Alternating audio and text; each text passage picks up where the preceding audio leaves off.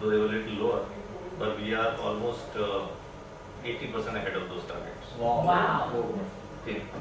Now this story in tire industry is very similar, because tire industry is poised in a way that it's now insulated to some extent with the car growth, because the existing cars which are there are very many to still support it, and that replacement market is a very profitable version which we do than the OE version.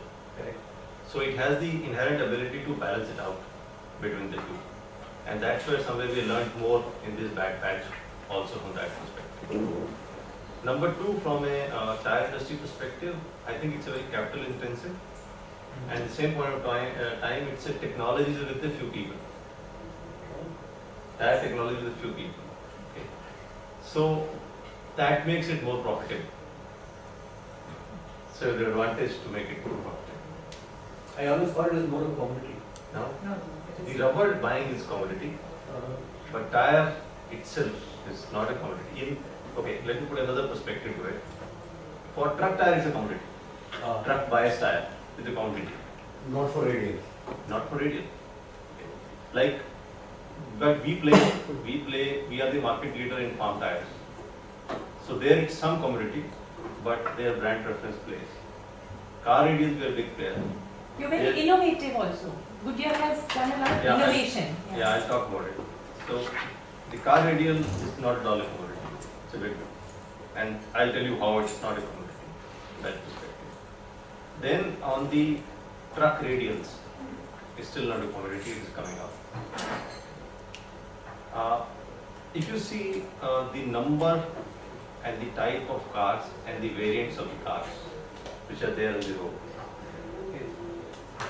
and there is some developed country, let's say in Europe or somewhere, there will be 1400 different types of car tires or SKUs, what you call it. So if that's a kind of a complexity on the type of tire which you need to fit into your car, obviously you have to make it, and only a few people, everybody will not make 1400. So profitability again is very good from that perspective. People are driving more, they're running the cars more, so more they need of the tires. Tire and battery are the two things. With the running of the car, they need to be replaced. So it's a running out commodity. So you have to. So, and coupled with that, you have an automobile growth of 10 to 15% which is coming up. So that puts the tire industry very, very hot. That perspective. And Goodyear an advantage in terms of, because the radial technology, both for truck and for car, is with, let's say, very few worldwide people. Yes, Indian manufacturers now have come up and they are catching up out of that. So that gives all the advantages. Now look at from the talent acquisition perspective, the tire industry. Okay. Now sometimes car like Nano has two SKUs, the front tires and rear tires are different. Okay, so that's a complexity which is getting in. So what kind of people do you need in tire industry? Number one, you need people, or let's say in an automobile or auto related industry, you need people in product management, which is going to catch up because they need to differentiate their product in the market. So that's one hot one. Again, making new products. So R&D, re-engineering, those are the kind of guys which we all are looking at, will require specifically on that. Looking at the back-end supply chain with a lot of components making into that, another big area. Purchasing, back-end supply chains will be very, very important. And let me put another important area which is very common to all the manufacturing industry. If you see the trend of HR students in the last 15 years, they all have gone into software, IT related BPO, everywhere. BPO, KPO, everywhere they're gone. What does manufacturing industry needs? It needs people with a lot of industrial relations background and experience. And that's where the gap comes in a big way. And we all know about what is the IR scenario which is happening all across India now. Everywhere it is hot and active. So that's where the bigger gap which is coming in. And which I think is across for manufacturing, that's a big gap. And they're in demand. That's what I was talking about right back. Tire has a big demand. Again, the kind of talent we got in manufacturing in the last 15 years, not necessarily the top talent. We got middle or lower talent. So the good talent which was there at senior levels, now most of them are retiring. So if we look at our company, most of the senior guys are retiring in the next 3 to 4 years time frame.